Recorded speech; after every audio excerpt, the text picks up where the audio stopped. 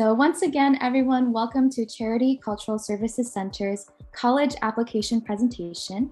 So my name is Gabby and my pronouns are she, her. I'm Families in Transitions Program Coordinator, and I'm joined today by CCSC's Associate Director, Ms. Cecilia Liang. Hey, good morning, everyone. My name is Cecilia Liang, and I'm the Associate Director from Charities Cultural Services Center. And welcome to our first workshops in the school years. And we will have more workshops with different topics coming up through the year, and also the volunteer opportunities.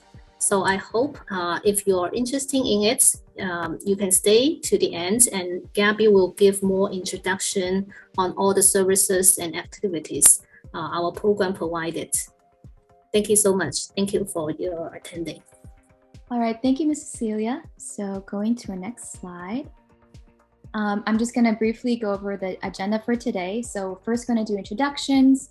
I'm going to quickly explain the Jamboard, which is a tool that we're going to use to use and conduct our Q&A. Then we're going to go ahead and move on to the college app presentation, then take a 5-minute break around like after 1 p.m., probably around 1:15, 1:20. And then we're going to have a Q&A session for about 30 minutes, or hopefully as long as time allows, and then closing remarks around 2 p.m. So just to give an introduction to our organization, we are Charities Cultural Services Center. We're a nonprofit in Chinatown that provides adult job training programs, elementary and high school after-school programs, and more for underserved communities of primarily AAPI immigrant backgrounds here in San Francisco. And so these are pictures from our adult culinary, bartending, and construction programs. And these are pictures from our Families in Transition program, which is the name for our after-school programs. So for our elementary school kids, which you can see pictured here, we offer a free K-5 English tutoring program over Zoom throughout the school year, and also a summer camp that's run by SF high school volunteers. And this presentation today, as Ms. Cecilia mentioned, actually kicks off our year-long programming for high schoolers and our scholarship program. So we're going to be offering different informational or skill-building workshops, volunteer opportunities, cultural enrichment, and social events throughout the fall and spring. And these workshops and community events are actually open to all interested high schoolers, although there may be a limit to how many can actually attend. But they're also a part of our greater scholarship program. So we're offering up to $400 scholarships to 9 to 12 graders who register with us and commit to attending 5 or more workshops and 3 volunteer events with us by June 2023. So this scholarship is typically awarded for students who come from an AAPI immigrant background and come from a low-income household. And I'm going to talk about this more and how you can sign up after the presentation, so stay tuned if you're interested. And I also want to quickly mention that we're going to have a second workshop this October, or a volunteer event, which is our Halloween baking class and volunteer event on Sunday, October 23 from 10 a.m. to 2 p.m. where we'll be learning how to make Halloween-themed pastries from our talented pastry chef that will be passed out to local children's centers here in SF.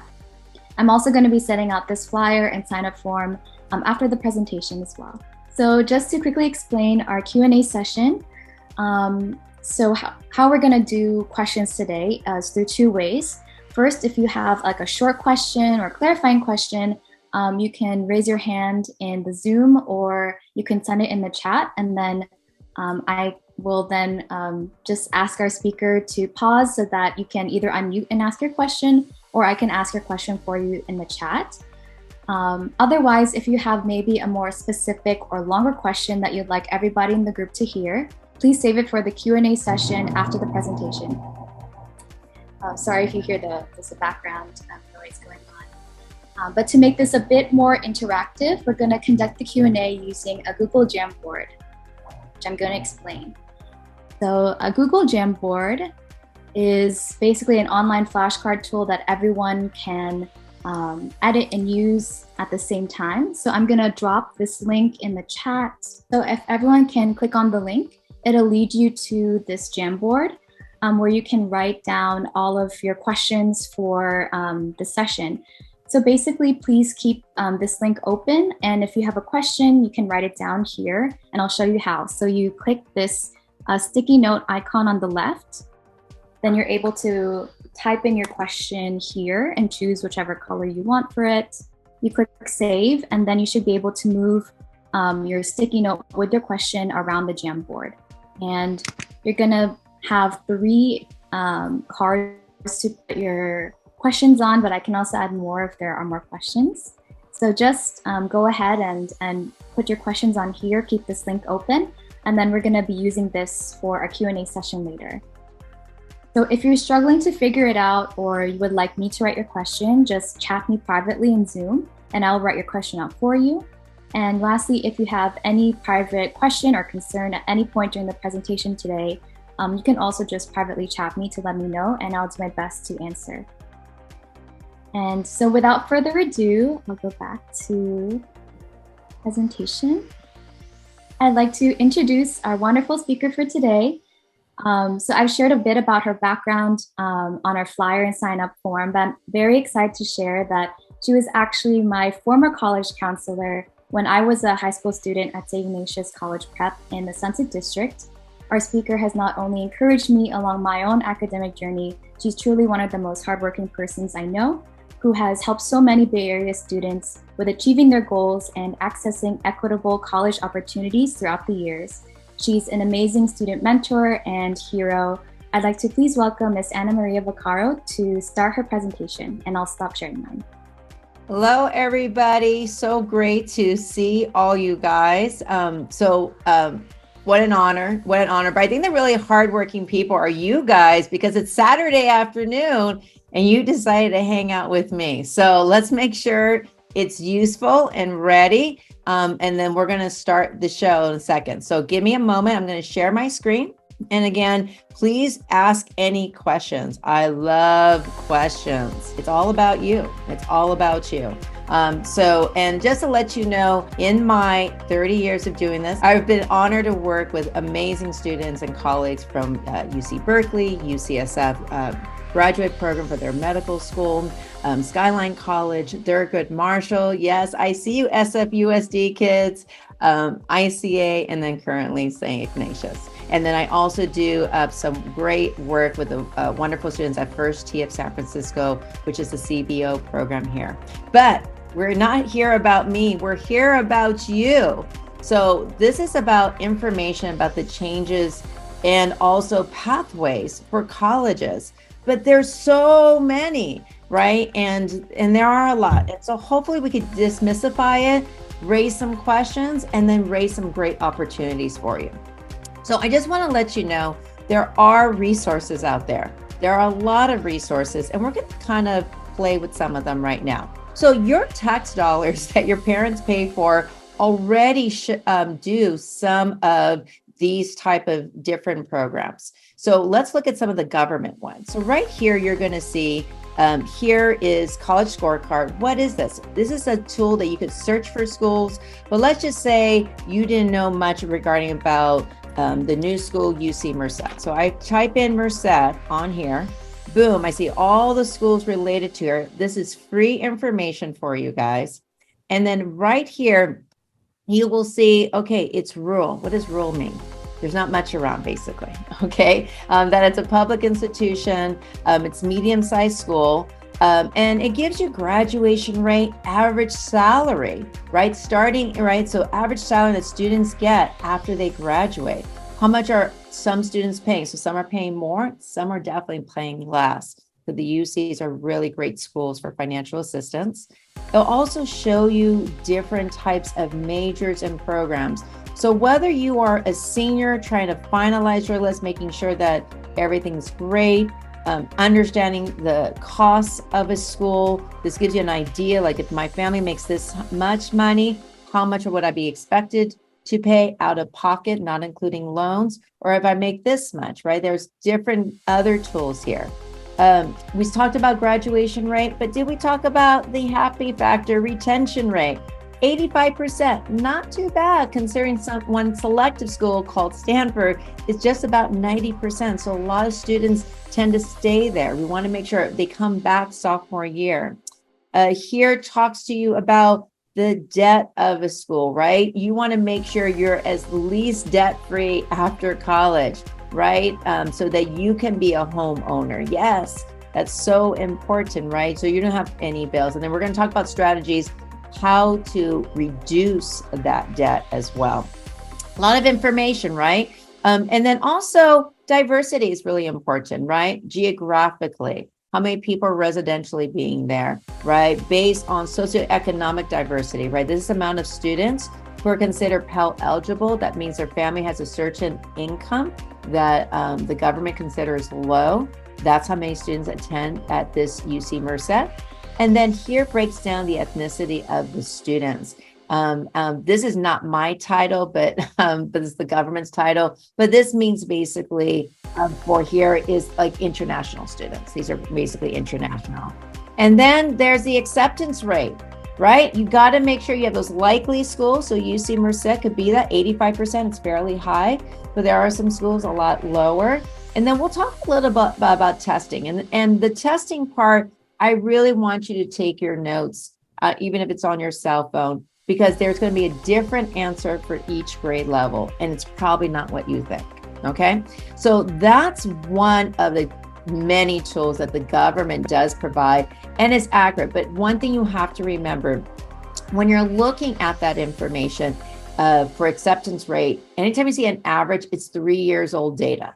3 years old data. So you always want to check with the college. So we talked about UCs. Some of you may be familiar with that, but a lot of times students forget to go to the college websites, even if you're a senior, right? Or juniors or sophomores. So let's pick a school like UC Santa Barbara. A lot of times people just look at pictures or listen to what people are talking about the campus. So we're going to go jump on UC Santa Barbara's website, right? And check what information's on here. What a lot of times students forget is they wait too late to find out what are the requirements of getting into the schools. Every campus is a little bit different. And then you may think, well, all the UCs are the same. No, UC Irvine admits by major, very different from other schools that do things a lot differently, right? So that's something that's really important to know. But some of the colleges have their own resources, videos, tutorials on the application. Why did I pick UC Santa Barbara? They're one of the best ones. They give a lot of great information, but that's one of the sites that a lot of students kind of overlook and not do. But what's something else that I know you probably looked at this morning? I'm going to skip this. I'll go back to it in a minute. We're talking about social media. Of course, we're talking about social media. Now, you may not feel comfortable sharing your social media account with the college or following them, but you could create one, right? It could be, Cultural College. That could be your handle for your Instagram or TikTok. More colleges have Instagram, all have Twitter. Very few have TikTok, but some do. Some are hip. But look at here at UCLA, where they give you tips. Or if you're thinking about transferring, they have transferring Thursdays. You get RSVP for open houses. That's virtual. That's a thing from the pandemic. Now you have in-person and you have virtual opportunities. So I don't know about you, but when I went to college, so I should have mentioned to you, I am first gen, and we did not know anything except to work hard. That's the only message. And the first day I went to college, it was the first day I visited my college, right? So, but now that's not, as long as you have the internet where you can look at it, there's so many opportunities, and you should follow them. And also the clubs and programs, not just like the admission pages. So that's something for any grade level, for any parent to do. But this is the one that a lot of people forget, college reps. So every college is going to look at your application, and they will read everything on your application. Now, for colleges like UCs and Cal States that don't take letter recommendations, or there's a group of people reading your application, they're not going to be that one person deciding if you get in or waitlisted, which means they like you, but we're going to see they have spaces for you. So maybe you'll get in, or they'll deny you. But for majority of other colleges, specifically not public schools, it is a person that's going to advocate for your application. So literally, and I do want to introduce some schools that you may not know of. So this is Clark University. Clark University is a medium-sized campus in wonderful Massachusetts. It's just 45 minutes outside of Boston. And here you can see there's a lot of resources like request information, doing campus visits. Here's the key thing, find your counselor, because that counselor can also nominate you for scholarships. And though I say private, that should not scare you, because later I'm going to tell you there are some private schools, not all, but a lot of private schools could be even cheaper than a UC or Cal State as well too. And this is not the hardest one. A lot of people just think of the Ivy Leagues or Stanford or Johns Hopkins.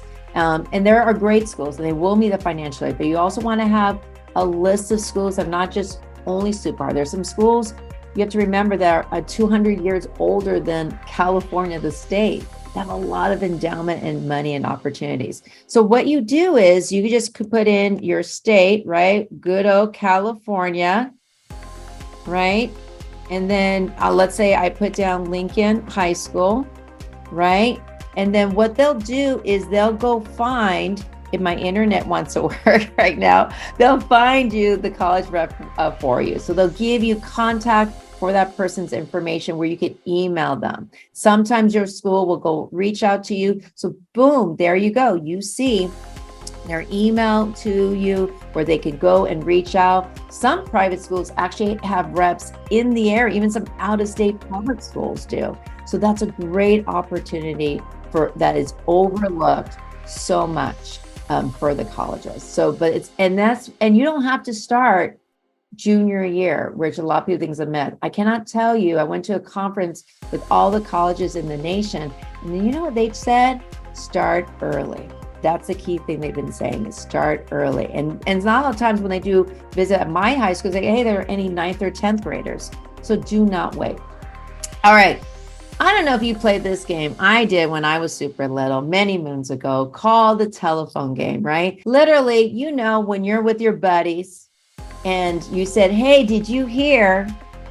And then if that friend says that same information to the next friend, and then the next friend, and the next friend, you're going to have probably 95% chance wrong information. That's totally different.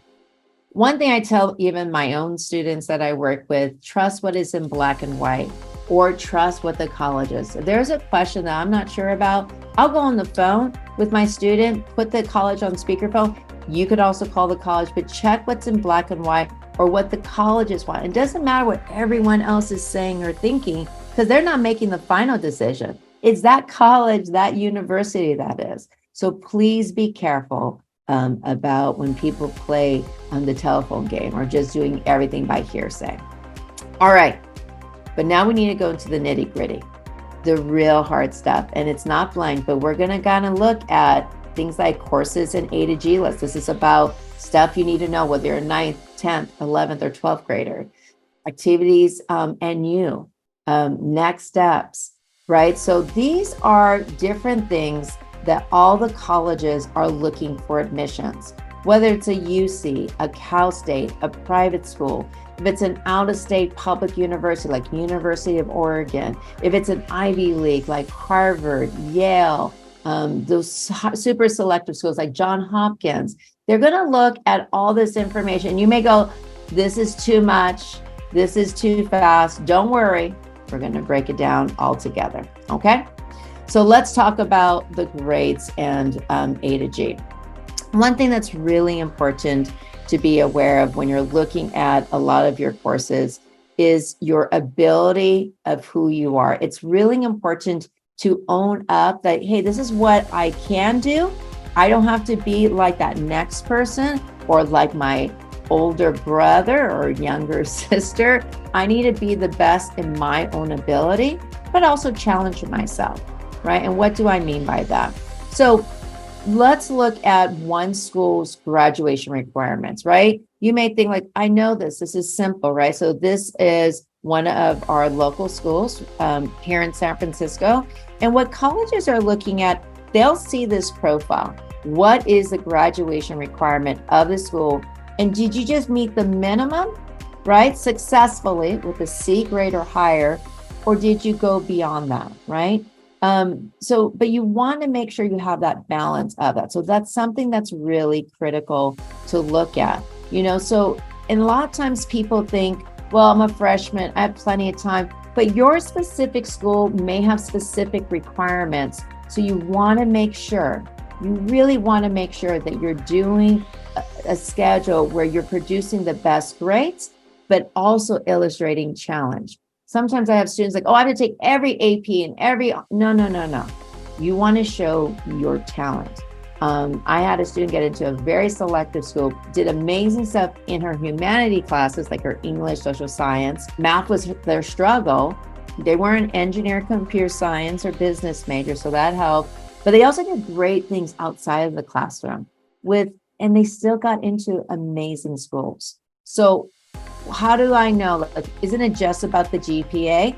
Yeah, it's the number one factor they look at. So we're going to look and we're going to show you an example. So what you're seeing on the image next to us, and we're going to play with it, is Niche. Niche is, I will want to let you know, is a company that if you use their services, like I try not to log into the account. This is not a logged in account here. And if you're wondering why I keep on looking down, I'm looking at two monitors, so my apologies on that. But here I could literally put in a name of a school. So just like I did before, right? So if I put in Davis on here, it will show me based on the kids that use the Niche program, what is the average GPA that students are getting into. So that's what the green are, and where some people are getting rejected. So you need to figure out, where am I going to do well, where I'm still challenging myself, but my grade performance is going to do well too, right? Getting those grades.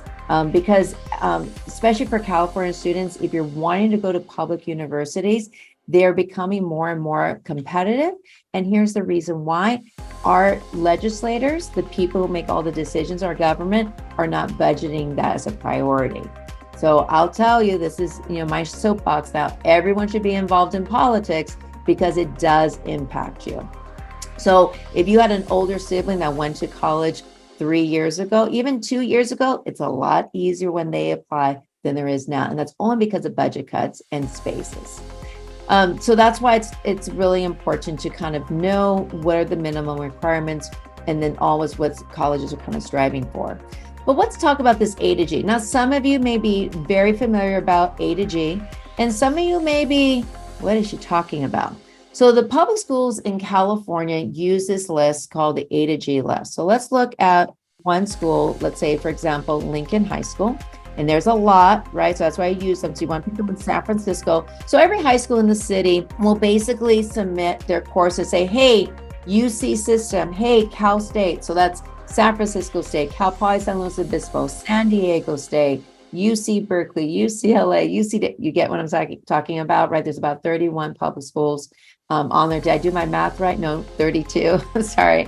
And these are the only courses that they will honor for calculating your GPA.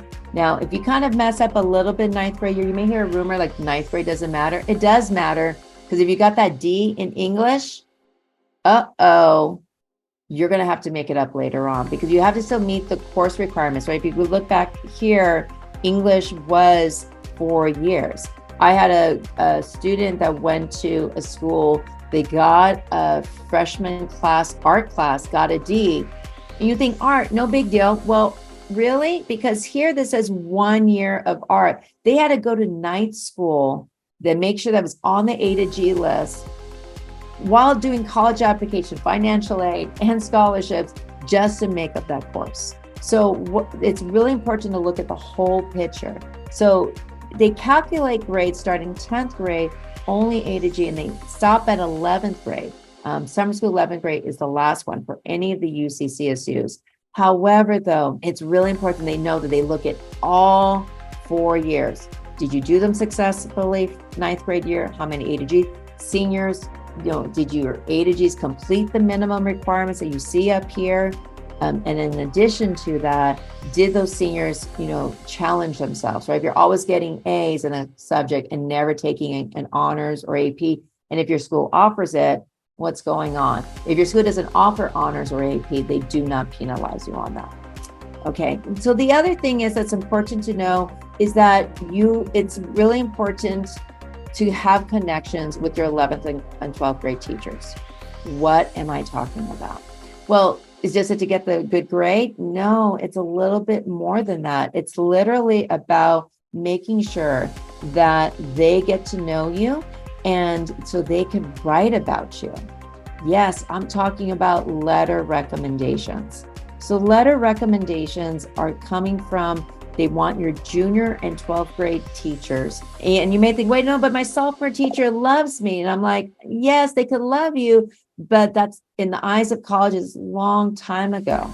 They want to see what your performance is recently in only 4 classes: math, English, science, social science, and world languages. So you want to ask the teacher, and you usually don't look at that letter recommendation. It's confidential information where you waive your rights to viewing it to give it more weight. And the thing is, that letter recommendation can also be used for scholarships, other programs. And if you want to go to graduate school, those of you who want to be lawyers, doctors, you're going to have to get used to asking for letter recommendations. And I'll be honest, I tell my students, your recommendation is going to be good, but it's up to you to make it great.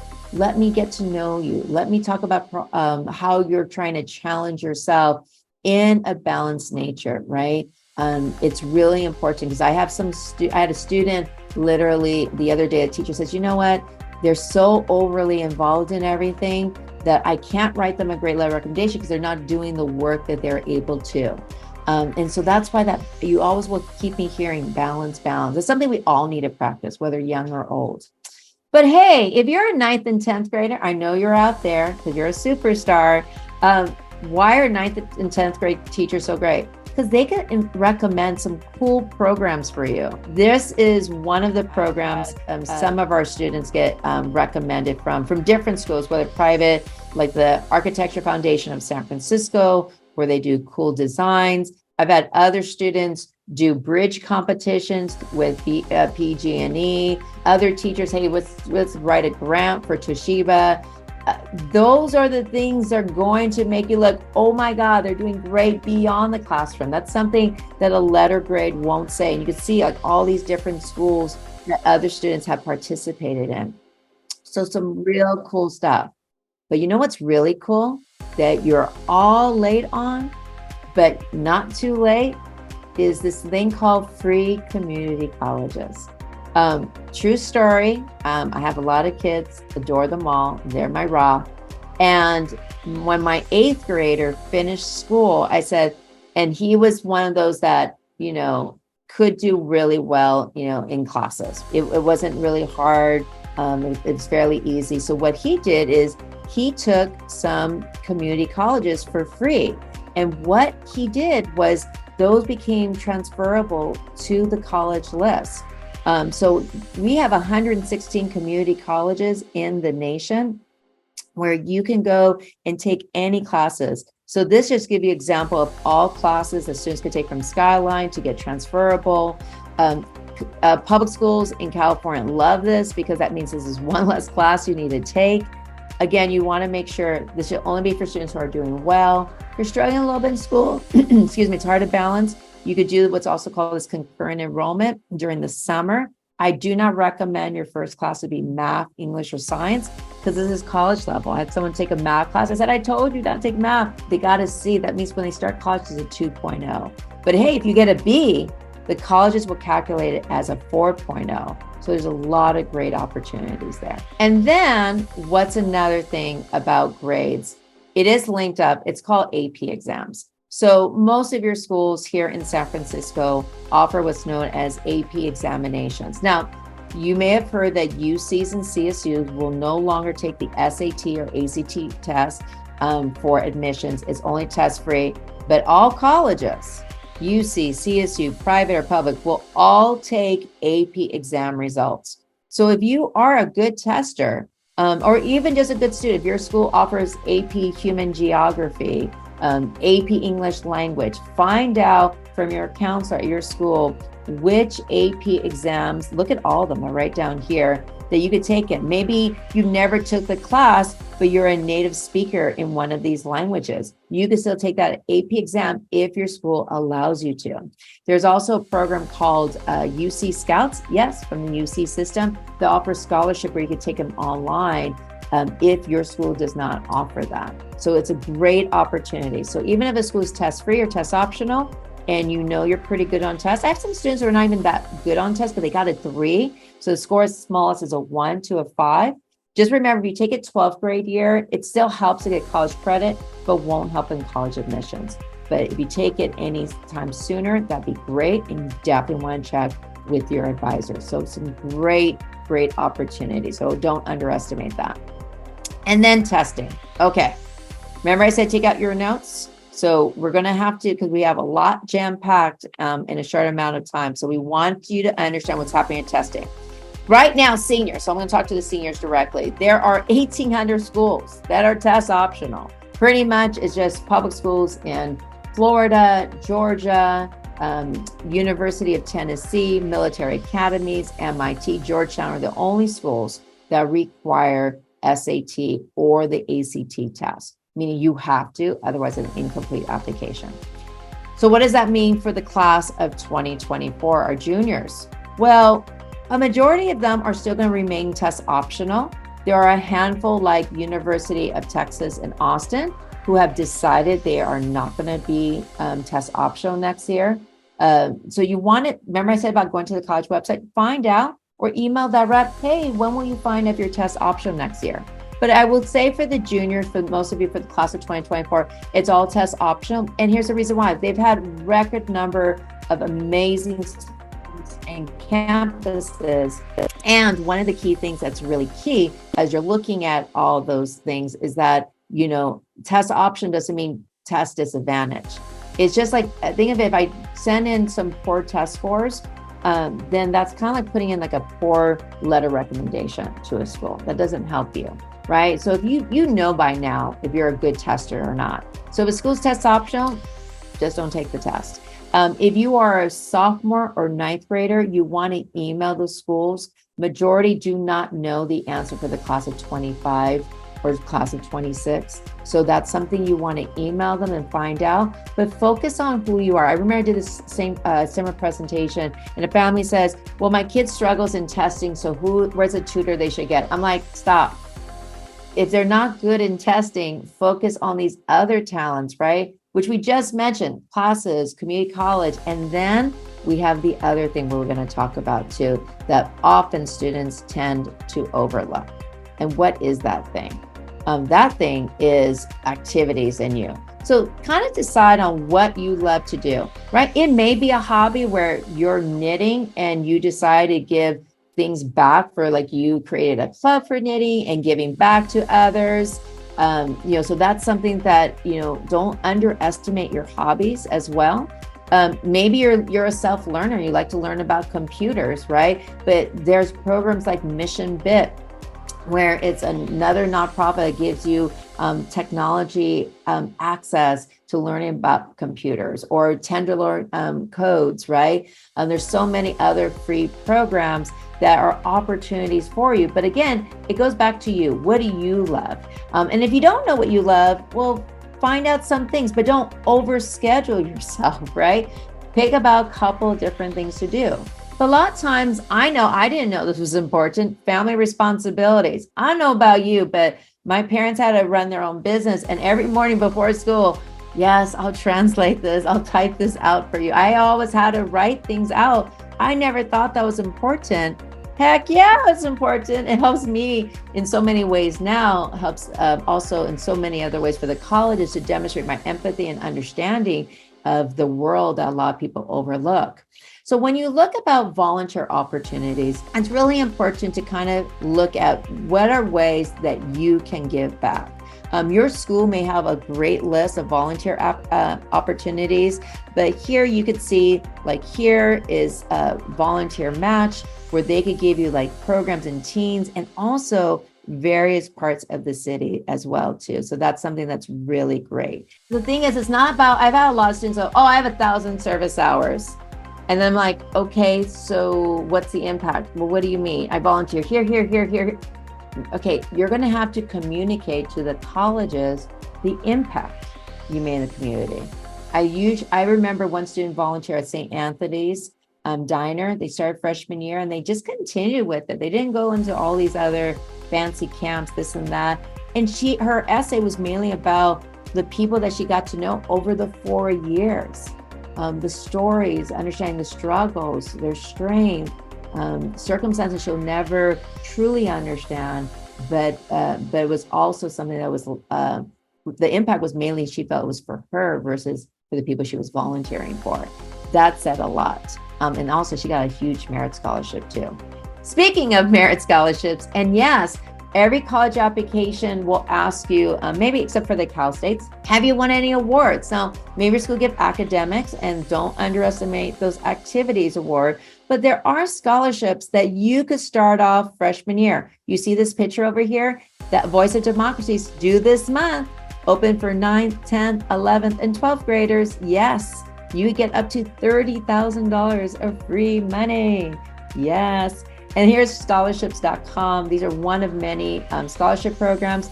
Just be careful of the scams out there, because there are a lot of people online who will take advantage of you. So make sure it's something that's recommended by a professional in the field, meaning your high school or college, nowhere else.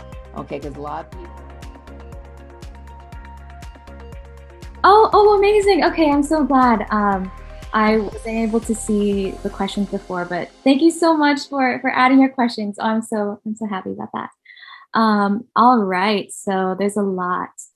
Maybe let's start from the left to the right. So Ms. Vaccaro, if a student takes the SAT, ACT after the college application ended, can the student still send in their score? This answer varies for each campus. If you're applying to some out-of-state public universities, now they're test optional and you don't get them in time, no problem. Cal States and UC do not take SAT or ACT tests. For out-of-state public schools, you do need to make sure that they're received by the deadline date.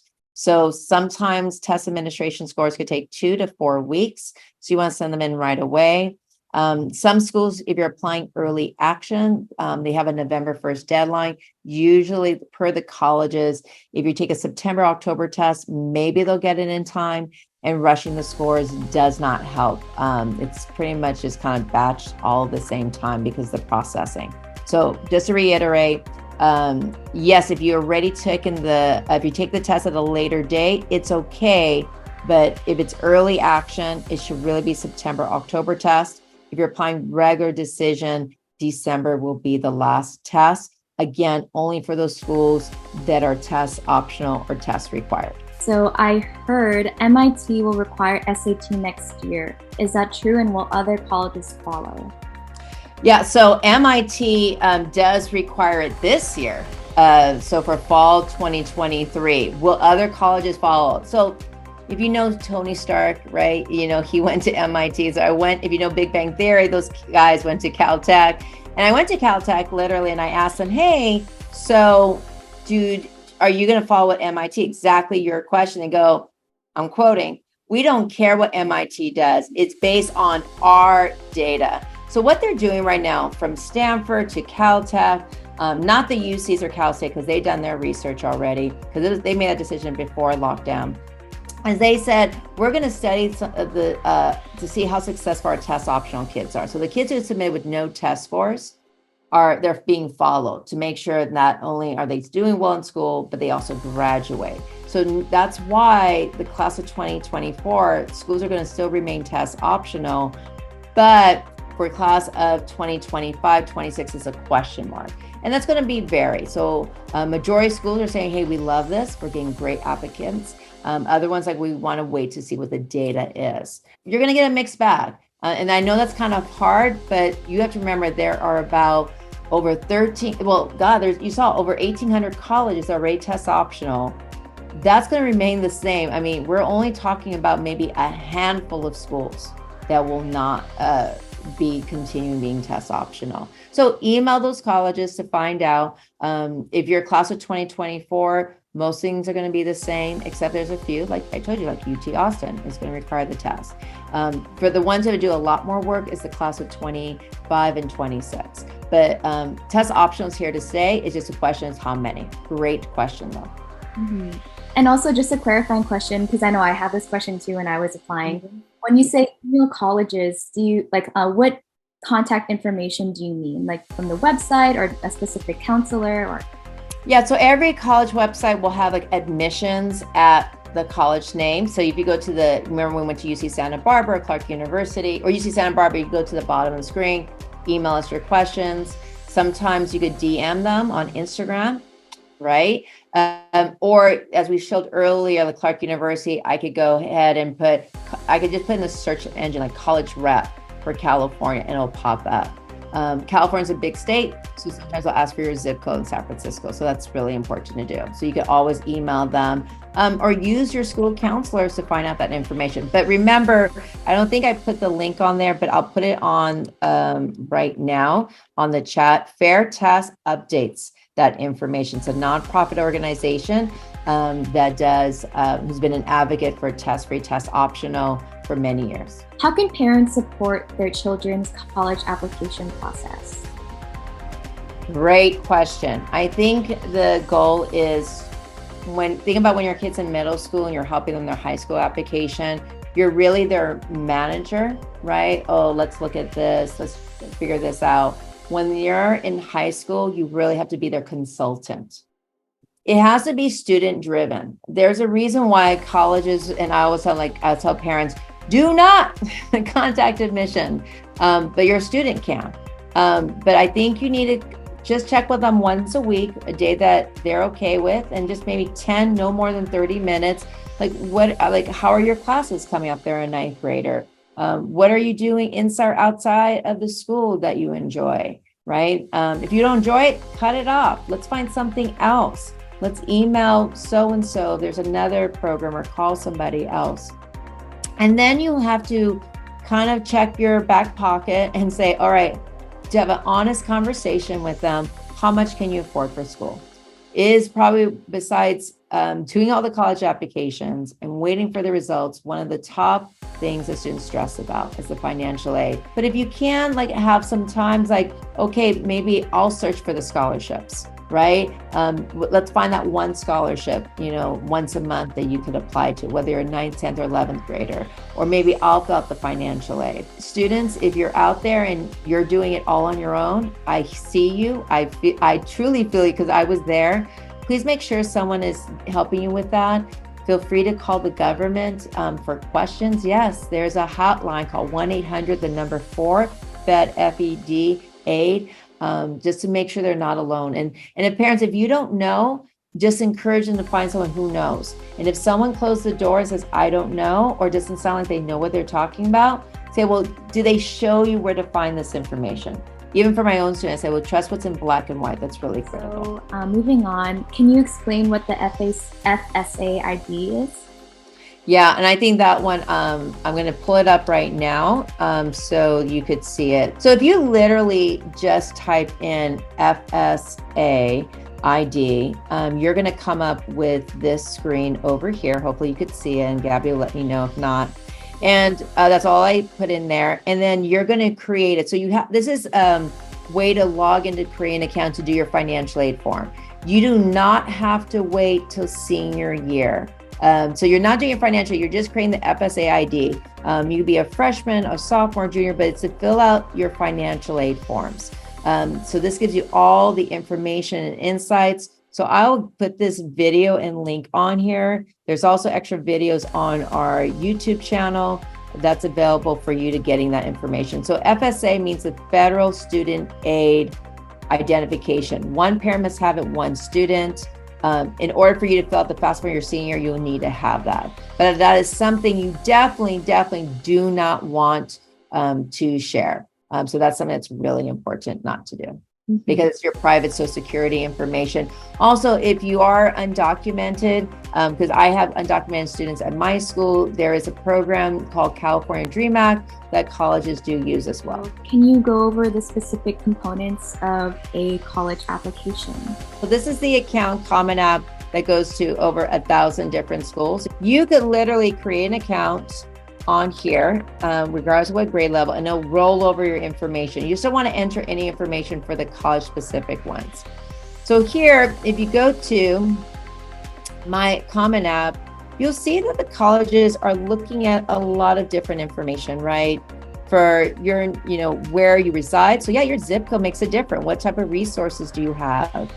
Your demographic information. Now, do know there is a court case happening at the Supreme Court where they'll have a decision from February to as late as July, whether those private schools and some out-of-state public schools will still use affirmative action. Notice the languages that you speak, that's important.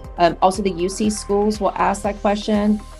Where are you originating from, right? And then here's a good thing. Do know that applications do have fee waivers if there is a financial need. A lot of times they'll need it if it's for a private school. Your high school counselor that's assigned to you will need to approve that. UC's Cal State, you just need to meet that income situation.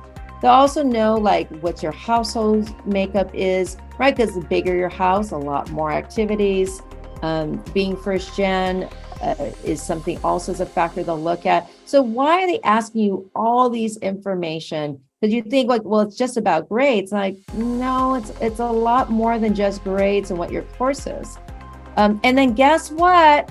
You have a special program that you can put in here. So here's like a senior that has all their classes, but you're in a community-based program right now, right? The Charities Cultural Center, right? So that's something that if you're getting all this extra support, especially if you're competing for that scholarship, for all these other great opportunities that they offer, you could add that in here. And that says a lot about you, right? Because it means you're taking advantage. Look, it's Saturday afternoon and you're still here with me, though my video's going all crazy and everything. And then testing, if a school's test optional and you have, above average test scores for that school, that's why I showed you that scattergram that you could get from Niche easily, and it is in the chat area. You could put your scores on there, but really all colleges plus UCs and CSUs will look at your APs and see, I'm showing you right now, look at all the stuff that they're asking you, your activities, what you're involved in. Yes, you have to write essays. And it's not just one essay for all the schools. So when you become a senior, August 1st, you're going to add your colleges. Pretty much all these colleges have 1 to even sometimes 4 different essay questions that's specific to that campus. So it's a lot of different work. And if you don't believe me, here's Boston University. I'll blow it up so you can see a little bit better. So here that you see all these steps that you need to take. So it's a lot. So the sooner that you see this information, the better for you as well. Does applying for financial aid influence students accepting rate into colleges or of the colleges? Yes. So you need it. So if it's a public school in California outside, they're all what's called need blind, meaning they look at your admissions without you looking if you're applying for financial aid or not. Now, before I answer the second part for the private schools, if your family needs money and they don't have the $85,000 each year for 4 years, you need to apply for financial aid. It is what it is. I've seen too many horror stories that even though they're in their 30s are still impacted based on just trying to get into the school versus being, working smarter versus harder. But there are some schools that are what are called need blind. Where they'll accept you without looking at financial aid. And then there's many private schools that are need aware. And what does that mean? Like they're going to say, hey, is this family applying for financial aid? And if admitted, are they worth the investment, right?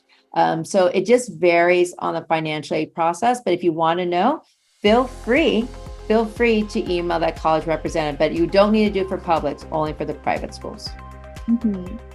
So there's a question in the chat. The bank should be less than $5,000. This way, is there a way to get more grant? So I'll address that in what's called, we'll talk about different grants, and let's talk about the grants that every Californian will get. And I'm trying to type it in here first to make sure I get it. So they're not just looking at, when they're looking at grants or need-based grants, it's looking at all the financial situations. So what I mean by that is they're going to be looking at, your assets, meaning, and I'm going to show you in the screen real quick, one moment. So here you should see the California State Aid Commission, right? So this is used for all the public schools and private schools in California. So they're looking at the whole picture. So some grants are based on your income, right? So if you're based on your family size and income, this is what your legislators decide on. And then if you meet this amount or lower, you get free tuition at UC for 4 years. Cal State's the same, but everybody apply for financial aid every year. If you meet this criteria for Cal Grant B, you get about over $1,600. And then year 2, 3, and 4, you get the amount of B and A. And for private schools, if you get Cal Grant A, you get almost $10,000. So I do know that sometimes families like, oh, let me hide this money or that, or it's not in this savings. So let me just make it very clear. Anything that's in the savings of the custodial parent, whether it's one or two, and the student, they are going to look at all savings, checking, asking cash at hand, your investments or stocks, right? And then also they will be asking your work income of, again, the custodial parent, like who they live with majority of the time. And that definition will change for the fall class of 2024 because there's all new changes for financial aid next year. And then they will also ask that same question for the students. So a lot of times people think it's just in the savings, but they'll look at everything. You do need to be careful too, because when you sign your FAFSA form for the federal government, it's saying that all this is the truth, no truth. Otherwise, and maybe I could, I don't know if it's on the worksheet, but it is on there if you read it, you could get fined $200,000 or worse. There's actually higher consequences. When I filled out my financial aid form, I didn't know what I was doing because my parents weren't paying for anything. I said, oh, I'm an independent student. I got a call August right before college year started. And they said, oh, you lied on your application. You lost all your financial aid. You need to pay everything up front. That was devastating just for an honest mistake from a teenager. That's what I'm saying. Make sure for everyone to use the resources, don't assume, and be very careful to try to be savvy about the situation, but they do look at the whole picture of all the assets. So that means income and also savings. So I hope I answered that question correctly. Mm-hmm. Thank you so much for your question. Please keep sending more follow-up questions if you have any more, like in the chat, and we'll also answer them. So going to the next question, how do I choose the right college? And just under that, how do I choose the right major? Great. I don't think I think my camera's a little bit going crazy again. I don't think there is any right. I think it's best fit, right? It's like, those fairy tale stories, right? I'm going to find that one and only. And, it's like, really? Is there only one and only? So when we went back and looked at, SCORE, right, which I did not put on the link, but I will, and then Gabby will send it out to you. You want to kind of think back, like look at your high school. What's working out really well for you, right? Think about the size of the classroom, the size of the campus, the social life of the campus, the life of the city, right? And then think about what you're willing to compromise. So sometimes students get really concerned about being a rural location. I'm like, okay, but can you compromise suburban? Because usually the schools that are closer to the city tend to be more expensive. Because as you guys know, the city is expensive. Any major city in the United States is. So that's something that you really want to kind of like reflect on. And then regarding about majors just get yourself out there and experience and learn about things. Again, the only majors you have to really kind of know about ahead of time is computer science. But if you don't like programming or putting things together, skip, right? Or if math's not your skill, like for engineers, you may be a great problem solver, but there's a lot of different type of problem solvers because you're going to be taking like 5 different type of calculus classes. Trust me, I saw my sister do it. It's not the easiest thing in the world to do.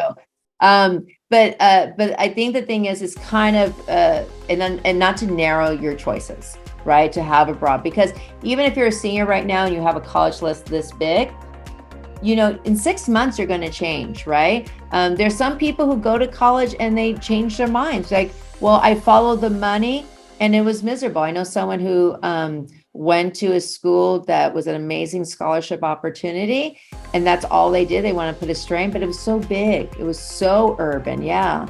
So urban in the sense of they needed really more of a community. So it was a hard adjustment on there. So again, look at your experiences now, where you're willing to challenge yourself and compromise. Use those search tools, right? And make sure you use also that data, the retention rate, the safety of the campus. How, are you okay if you're the only one, whether it's, you know, if you feel that way, whether if your gender, your ethnicity, your income, will the campus have my back, right? And there's going to be different degrees of all that of the schools. So kind of play pretend looking at that. Right now I have some seniors on here who are kind of really debating, hey, should I apply early decision, which is a binding agreement where if you get accepted, you have to go.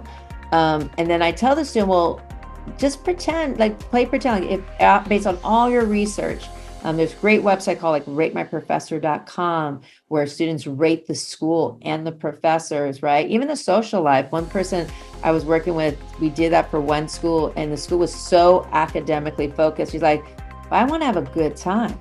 And so, you know, so you have to do a lot of research, and that's why it's hard. So that's why having a balanced list, but again, it's best fit, but make sure it's not a tight fit. You want to make sure it grows, right? But you don't want to be too loose of a fit so you don't feel lost. So I know it's not a very black and white answer because it's a very individualized answer. So from the chat, is there any website or ways to explore and find different majors?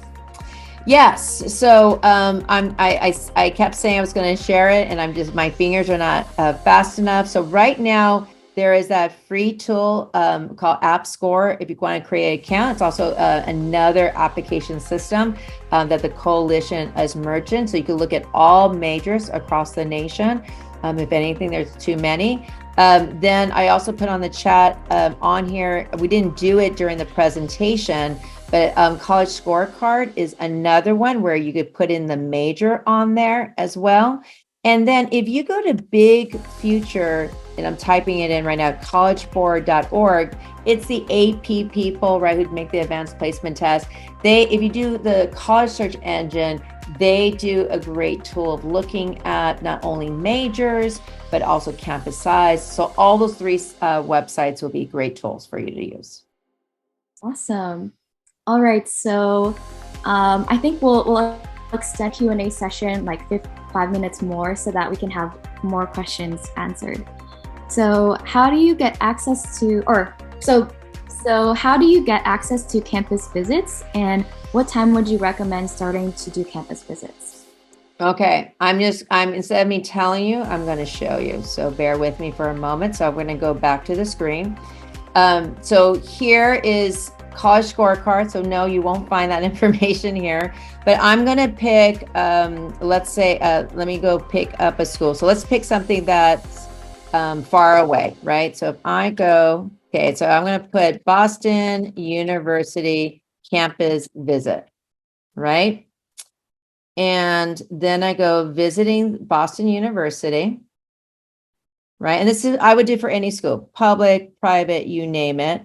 A lot of them are coming up with chat rooms as well. So what's an on-campus visit? So on-campus basically is an opportunity where you visit the campus in person. Try to do it if it's a school that's seasonal, meaning it snows, there's heat waves, it's not California, I would do it in the cold season, right? So you want to make sure to do it during there because you want to make sure they're okay. Like I had a student who went to a school in Minnesota and has amazing internships. The student won so much scholarship money going to that school. But they're saying like, but the snow could get a little bit depressing for some people. And there's others who love it and who've never even skied, right? But there's also virtual. So public and private schools are doing that. So you can learn about the colleges, the programs. So sometimes even for me, like I'm washing the dishes and I'm researching, looking at that stuff. But it's important that it's not just the parent doing it, the student needs to do it too. And not just the big name hard schools. Like Boston University is really competitive. Like right down the block from them is Northeastern. It's 9% admissions rate. So you want to really make sure that you have a good variety of different campuses that you could check out as well too. Awesome. So can you share the recorded webinar? Yes, I will be sharing the presentation slides to you as well as this webinar once it's recorded and edited. So thank you for asking that question. How many times can students take part in SAT? Are 3 times or 4 times still okay? I know this was a concern. No. Oh, go ahead. I'm sorry. I thought you were done, Gabby. Oh, no. I was just going to say, I also had this concern too when I was a high school student. So, Gabby, I don't know if you remember the answer I gave you, but, and this is from the College Board and colleges and NACAC, which kind of is a governance for all different colleges and university and high schools. You know, a student, if they are a good tester or they're applying to a school that requires the test, doesn't make sense if you're not a good tester to do all that work if it's a test optional school. Definitely once, you know that answer. Okay, twice. Only 3 times if there's really something significantly different. Usually the test difference is statistically not that much. 3 or 4 is a lot. 4 is way too much on there. And if you think about it, there is a history of a lot of people who have focused on the test. College admission has changed dramatically since the pandemic, and that has not changed. In a sense, it's different. So if you have other neighbors and stuff, I cannot stress it enough. It is very, very different. It's more complicated. It's a lot more challenging, but it's also a lot more access than before. So again, to simplify it, 2, only 3 if there's like a significant reason, like they took it when they had a big fever, which they should have never taken it, or they weren't feeling too well, or they had to wait, or they overslept, so they weren't rested. But definitely limit that. And that should only be people taking the test if the test is required or if they're really good standardized tests, because test scores that are not above average for a test optional school will hurt the student in the admissions process. Thank you for sharing that. So if I have a sibling that might have a FSA ID already, what should I do? Do I still get the aid? No, so you're one step ahead. So you have your FSA ID, but for your other child, that child needs to create the FSA ID, not to share it. But now that you're a pro on that, make sure to check all these new changes. And I'm glad that we have a question. Like I mentioned, under the previous presidential administration, they made changes to the financial aid form that's going to start fall of 2024. So yes, you juniors and younger. So there only will count for need of one. They're only kind of one student of need for going to college. Like I told you earlier, I have 3. So right now, financially, I would notice, there's a greater need. There's 3 in college. If I'm in that same situation in 2 years, they're only going to represent that as 1, regarding about who's the custodial parent, reporting if you have a business. Nothing is laid out on the forms. A lot of colleges are struggling with all the changes on the link. All the schools like the UCs, Cal States, the schools that only require the FAFSA form, those schools are going to have the biggest impact with all the new changes that the previous presidential administration approved with the legislators at the time. The schools that I put in the link called the CSS profile, and I'll put a better one. There's 400 schools that look at this, look at everything of the family, all assets. Those schools, because they calculate their own index, are not going to be as impacted because they have more of a choice. There's colleges that only use FAFSA only have to follow the guidelines because that's what our legislators vote on, and that's why being involved in politics. So for anyone who is going to have a younger sibling going to be in college with them at the same time, that's a very big important question for your family to ask. And remember, parents and guardians and students though too, you can always contact the financial aid office. Yes, parents at any time can contact financial aid. It's only students for the admissions office. Thank you. Also, Ms. Vaccaro, I'm not sure if it's just me hearing this. I think maybe like your camera or voice is like lagging just a bit. I'm not sure if that's something to do with like Wi-Fi or I also tried maybe like I will mute myself and stop my video if that helps as well. But okay, thank you for letting me know that. I'll do my best. I'll see what's going on my end. Thank you. No problem. Thank you. So moving on to our last couple questions.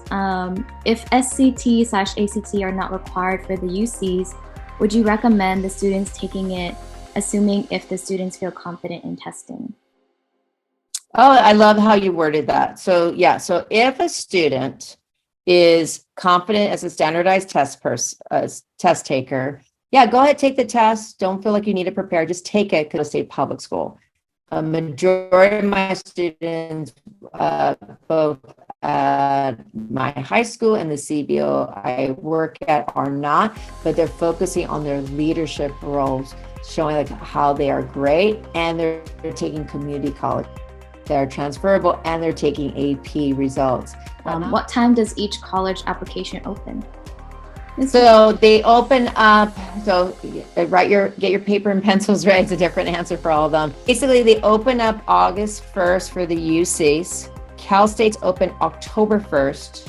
And then for most of the other schools that are on Common App or out of state public schools, they open up August 1st as well. There are a few, like University of Washington, don't open up till September 1st. And you all can also, if you all go to the college websites as well, they'll tell you that information as well. So the last question would be, do you help students apply for colleges if they're not SI students? I help students who are at St. Ignatius and also at First Tee of San Francisco, and then always open to doing more presentations. Mm-hmm. I know we all wish we had a Ms. Vaccaro ready on our side. I don't think my dad would say that. Oh my gosh, no, I definitely. For all of you who know, all of you guys are high school students. I totally feel that the importance of having such a great mentor, and Ms. Vaccaro has definitely been one for me when I was applying as a student. So I hope this presentation was able to give you some information and inspiration as well about applying. All right, so we're coming to the end of our Q&A session. And lastly, just send me more questions and I'll try to help you get them answered if you have any after this presentation. But don't worry, because we'll be sending you all the links, presentation slides, etc. So for our closing remarks, I just want to once again plug Ms. Vaccaro's free college resources. She has a podcast you can listen to. She talks to students who are already in college about their experiences with more college field experts. So if you want to hear those conversations from actual students who go to college who are her previous students, you can go listen to those conversations. She has social media pages at College for All A&B. And lastly, I just want to click on and show you this College for All website. Because if you all are interested in looking at resources, there's free test prep, links. You can look at the college scorecard, Meet My Professor, all of these college information databases where if you want to look up colleges, teachers, ratings of different information about what you can get about colleges like social life, academics, etc. They're all basically on this page, which Ms. Vaccaro created, which is so awesome of her. Also a section on Common App, Coalition, just so much information. So I really recommend you all to go to that website, which I'll be sending as well as we'll be sending this video of this presentation. So just to go over what I'll be sending you, I'm going to be sending you an email with an event feedback form and a mailing list sign up if you want to be, learning about the FIT program events that are going to be happening for the rest of the year. And also please fill out the feedback form. I'm going to put the link in the chat because it'll really help us with seeing if this is a helpful workshop for you, what we can improve, what you're interested in, etc. So please fill out this form. If you're interested in the FIT High School Scholarship, I'm going to be sending out the info flyer in English and Chinese, and please sign up if you're interested by October 31st, the end of this month. And the deadline and the registration is first come, first serve. So I recommend you to sign up right away if you're interested. We also have the baking class and volunteer event if you want to get some volunteer hours and learn how to bake delicious treats. I'll be sending the info flyer and the link for that as well. And I also just want to encourage you all to stay tuned with FIT because we have a lot of exciting events coming up, more workshops and events in Cantonese. And we have a lot of fun community event ideas such as hosting AAPI community nights, where we're going to be playing titles with the AAPI or immigrant such as Everything Everywhere All at Once, Shang-Chi, and any more recommendations you have. So please stay tuned with us for more exciting events. Lastly, you can contact me, the FIT Program Coordinator. My name is Gabrielle. Or if you have any questions, maybe from your parents or yourself, in Mandarin or Cantonese, you can contact Ms. Cecilia Liang for any questions. So that comes to the end of our presentation. Thank you so much, everyone. Please feel free to check out our website, but I'll actually stop the recording here. Thank you so much for coming. We're so grateful that you're here, and we look forward to seeing you at more events. Thank you so much.